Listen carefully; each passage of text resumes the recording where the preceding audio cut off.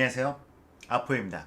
오늘 방송에서는 트럼프가 한일 무역 분쟁에 대해서 적극적으로 중재에 나서지 않는 이유라는 주제로 방송을 진행하려 합니다. 자, 지금 트럼프, 미국, 한일 간의 무역 분쟁, 경제적 분쟁 이런 사태는 과거에도 있었습니다만 역대 미국이 항상 한국과 일본 간의 무역 분쟁과 규제에 대해서는 중재를 서왔던 사실을 우리는 익히 알고 있습니다. 하지만 이번 트럼프 정권 들어서 유독 미국의 입장은 상당히 중립적인 입장이고요.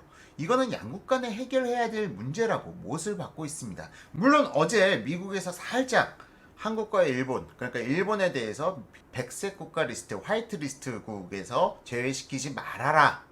그리고 한국에서는 일본의 자산에 대해서 강제 집행 절차를 중단하라 하고 중재안을 갖다 내긴 냈는데요. 이 부분에 대해서는 뒤에서 다시 한번 설명드리도록 하고요.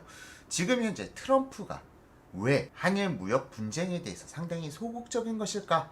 중재자로서의 역할을 나서지 않는 것일까? 그 이유에 대해서 시간대별로 신문 기사의 흐름을 보면서 제가 설명을 드려 나가도록 하겠습니다. 자, 그럼 오늘 방송 본격적으로 시작하겠습니다. 자, 먼저 6월 30일 기사입니다. 6월 30일로 돌아가가지고요.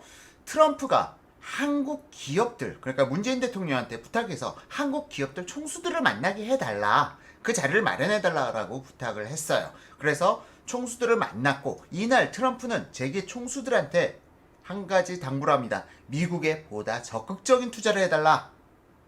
자, 이 부분과 관련돼서 트럼프가 롯데 신동빈 회장을 갖다가 극찬하면서 한국 기업인들의 길을 팍팍 살려줬죠. 특히 미국에다가 투자를 독려하는 내용은 머니투데이 기사만이 아니라 어떤 언론사의 기사를 보시더라도 여러분들께서 접해보실 수가 있을 거예요. 자, 그런데 이 부분, 이때까지만 해도 저도 별다른 의심을 가지고 있지는 않았어요. 하지만 이 다음 기사를 갖다가 보고 나서 저는 정말 등에서 소름이 돋았습니다. 바로 G20 정상회담이 끝나자마자 일본에서는 6월 30일 반도체, 스마트폰 재료 등 3개 품목 한국 수출 규제 키로라는 발표가 나게 됩니다. 자, 깜짝 놀랄 일이죠. 그런데 이 부분, 지금 이 3개 품목이 에칭가스, 그리고 플로린 플레이미드, 레지스트, 이들 부분이 디스플레이 부품과 반도체 제조 과정에서 빠져서는 안 될 매우 중요한 소재라는 점이죠. 자, 그러면은 트럼프는 이러한 일본의 한국에 대한 무역 규제 조치를 사전에 몰랐을까요? 절대 몰랐을 리가 없습니다. 이 반도체 제조 공정에 문제가 생긴다면 이 부분은 분명히 미국의 애플사라든가 미국의 여러 반도체 관련 제조 회사에도 영향을 미치기 때문이죠. 그렇다면 아베는 트럼프의 사전 제가 없이 단독으로 이런 일을 갖다 결정했을 수 있을까? 상식적으로 불가능하죠. 아베가 트럼프에게 어떤 인물입니까? 자, 그런 면을 봤을 때 아베는 충분히 사전에 트럼프와 교감이 있었고 트럼프는 이 사실을 알면서 한국 재계 회장들을 만났다는 말이죠. 자, 그런데 문재인 대통령이 이 상황에서 아무것도 모르고 그냥 트럼프의 요구대로 경제계 인사들을 갖다 싹 다 모아주고 미팅을 시켜주었을까요? 이 부분에 대해서는 아마도 문재인 대통령이 트럼프를 갖다가 김정은과 만나게 하기 위해서 이러한 내용들을 알면서도 추진시켰을 가능성이 상당히 높다고 생각합니다. 자, 문재인 대통령은 이번 무역 규제에 대해서 이미 예측을 하고 있었다라는 거는 거의 이제 기정사실화 돼가고 있어요. 물론 시점의 문제였을지 몰라도 한국에서는 이런 부분을 충분히 예측하고 있었다라는 게 정부의 입장이죠. 자, 그런데 시점의 문제일 뿐, 그 시점이 언제일까요? 저는 6월 30일 이전이라고 생각하고 있어요. 문재인 대통령도 알고 있었다. 그럼에도 불구하고 트럼프가 재계 인사들을 만나서 재계 인사들에게 미국에 좀 더 공격적으로 투자해달라라는 요구를 갖다가 수용해줬다는 것은 문재인 대통령이 트럼프와 김정은 간의 이 회동을 위해서 너무 많은 것을 포기한 게 아닌가라는 생각도 들어요. 어쩌면 북한을 위해서 한국의 대기업들을 미국에 팔아먹은 게 아닌가 싶은 그런 생각까지도 들게 됩니다. 자, 이렇게 봤을 때 시점별로 보게 되면 트럼프는 일본이 한국에 대해서 무역 규제를 할 것이라는 걸 사전에 이미 알고 있었다는 걸 충분히 추정 가능하고요. 트럼프는 일본이 한국에 대한 무역 규제를 알면서 일부러 그걸 노리고 대한민국 재계 회장들을 모아달라고 한 겁니다. 바로 이때가 타이밍이다. 한국의 재벌들, 기업들을 갖다가 미국으로 유치시킬 절호의 찬스다라고 본 거예요. 소름 돋지 않나요? 정말 트럼프 같은 대통령, 저는 정말 부럽습니다. 대한민국에 바로 트럼프와 같은 대통령이 만들어져야 될 텐데 좀 안타까운 면이긴 해요. 어쩌면은 기축통화국으로서 세계의 깡패 역할을 갖다 톡톡히 수행하는 걸지도 모르죠. 우리나라 국민들은 지금 정말 어려운 상황인데 이걸 갖다 트럼프는 즐기고 있다. 그리고 트럼프는 지금 현재 한일 무역 규제에 대해서 일본이 무역 규제를 철회하는 것보다는 더 큰 관심이 있죠. 이 기간 동안에 얼마나 많은 한국 기업들이 미국에 직접적인 투자를 갖다가 할 수 있을 것인가. 그게 트럼프에게는 관심사인 겁니다. 트럼프에게는 미국에 보다 많은 한국 기업들이 실질적인 투자를 하는 것. 바로 이게 트럼프의 관전 포인트인 거죠. 물론 여기에 대해서 이런 반론을 펼칠 수 있는 분들도 계실 거예요. 아니, 트럼프가 일본이 한국에 대해서 무역 규제를 해서 삼성전자가 반도체 공정에 차질이 생긴다면 미국 기업들한테도 불똥이 튈 거 아닌가라고 반론을 제기할 수가 있는데요. 그거는 사실상 트럼프는 도망칠 구석이 있어요. 트럼프는 그거는 한일 간의 무역 분쟁 때문에 발생된 일이지 나하고는 책임이 없다 라고 한 발 물러설 수가 있는 거고요. 반면 이런 규제가 장기화돼서 삼성전자가 제조 공정에 차질을 갖다가 최소화시키기 위해서 미국에다가 직접적인 투자를 하고 미국의 반도체 제조 공장을 만들고 또한 현기차가 보다 많은 공장을 갖다가 미국에다가 설치해서, 그러니까 지금 현기차는 완성차는 대부분 한국에서 만들어지죠. 부품 제조는 각 다른 국가들의 전실 생산 기지가 있을지 모르지만 지금 완성차는 한국에서 만들어지는데 이 부분이 뭐 미국에서 완성차를 갖다 제조한다라는 쪽으로 더 비율이 높아진다면 트럼프는 이게 바로 자신이 차기 대선에서 자신의 업적, 성과로 나타낼 수가 있는 부분이에요. 자, 트럼프 역시도 대통령입니다. 대통령이라는 자는 일국의 전체적인 산업의 부흥보다는 자신의 실적이 드러나길 희망하는 게 대통령이에요.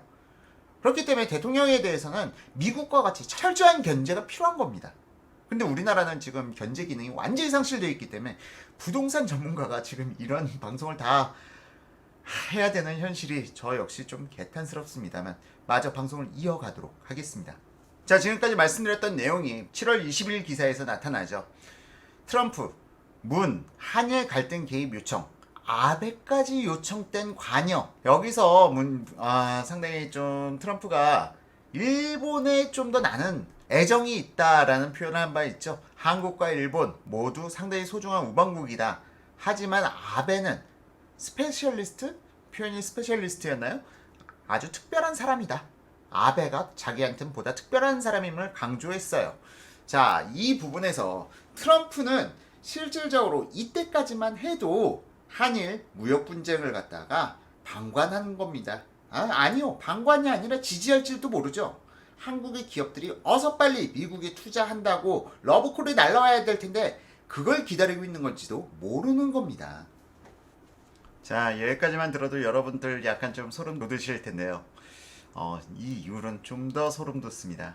얼마 전 존 볼턴이 방한을 했는데 거기서 존 볼턴이 얘기한 내용은 전혀 한일 무역 분쟁에 대해서 중재해줄 의지는 없고 오히려 방위비 5배 증가에 대한 청구서만 내밀고 갔다고 합니다.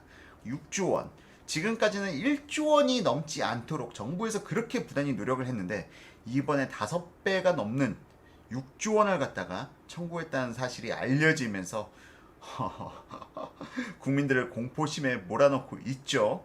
자, 그런데 여기서 더 놀라운 점은 이 부분이 우리나라에만 청구된 게 아니라는 점이에요. 자, 다음 기사 보시겠습니다. 볼턴 5배 증액 요구, 미 방위비 증액 청구서 1도 받았다. 일본도 받았다. 자, 여기서 소름 돋는 대목입니다. 정말 트럼프가 정말 장사꾼이다.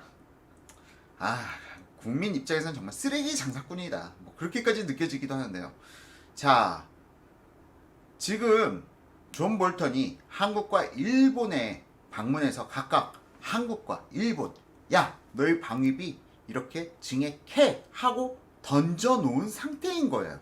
던져놓은 상태에서 지금 미국은 저울질을 하는 겁니다. 야, 한국만 방위비를 갖다가 증액을 합의해줘? 아니면 일본만 방위비 증액을 합의해줘? 그럼 그 이후 결과는 어떻게 될까요? 이 과정에서 이제 미국이 중지안을 내놓게 됩니다. 자, 한국에서는 일본의 전범 기업들에 대한 자산 매각을 갖다가 동결하고, 그리고 일본에서는 한국의 화이트리스트국 배제를 갖다가 하지 마 하고 중지안을 내놓은 거예요. 자, 이 과정에서 지금 미국에서는 이미 양국에다가 밑밥을 던져놓은 겁니다. 야, 방위비 증감 누가 먼저 물 거야? 어마어마하게 소름 돋는 이야기죠. 우리나라가 방위비 증감을 갖다 안 해줬어요. 근데 일본은 해줬어요. 자, 그러면 트럼프는 일본에 더 우호적으로 한일 무역 분쟁을 갖다가 바라보게 될 거고, 만약 일본은 안 해줬어요. 근데 우리나라는 해줬어. 그럼 우리나라를 갖다 더 보호하는 쪽으로 한일 무역 분쟁을 이끌어 가겠죠. 자, 정말 더럽고 치사한데요. 이게 바로 국제 정세입니다. 이게 바로 국제 사회이고요. 지금 현재 우리나라가 직면한 현실인 거죠. 자, 우리나라 국민들은 너무, 그러니까 우물 안의 개구리 같아요. 옳고 그름, 그런 건 국제사회에 존재하지 않습니다. 힘의 논리만 존재할 뿐이고요. 이런 외교 관계에 있어서 이 부분을 외교적으로 잘 해법을 모색해야 될 것은 바로 강경화 외교부 장관인 거예요. 문재인 대통령이 이걸 다 풀 수는 없어요. 강경화 외교부 장관이 이걸 풀어야 되는데, 과연 강경화 장관이 지금의 사태를 잘 풀 수가 있을지 안타까운 대목이죠. 자, 우리가 이런 국제 정세를 알고 이런 부분들을 감지하면서 국제 정세, 앞으로의 외교, 안보, 국방이 어떻게 진행되는지 보시게 된다면 보다 지금 현재의 정치, 행정의 흐름에 대한 이해가 높아지지 않을까 생각해 봅니다. 물론 지금 이 과정은 전부 다 뇌피셜이에요. 저희 아포유 개인적인 뇌피셜이지만 이 부분에 대해서 충분히 합리적 의심이 가능한 부분이죠. 자, 오늘 영상은 사실은 좀 정치보다는 외교, 국방에 포커스를 두고 방송을 진행했는데요. 매일 현 정권만 비판하는 방송보다는 좀 이런 방송도 필요하지 않을까 싶어서 진행해 봤습니다. 다만 인기는 상당히 저조하겠죠. 자, 어차피 아포유의 뇌피셜입니다. 이걸 가지고 뭐 가짜뉴스라고 하진 않겠죠. 한 사람의 의견을 갖다가 발언할 수도 없을 정도로 우리나라의 언론의 자유가, 그리고 표현의 자유가 후퇴했다고는 생각하지 않습니다. 자, 물론 여러분들께는 좀 약간 외면받는 방송일 수도 있을 것 같은데요. 오늘 방송 어떠셨나요? 여러분들께서 댓글로 의견을 달아주시면 향후 방송을 만들어가는데 많이 조절해 나가도록 하겠습니다. 그럼 여기까지 시청해주신 유튜브 시청자 여러분들께 진심으로 감사 인사드립니다. How long, time after time, I've been loving you.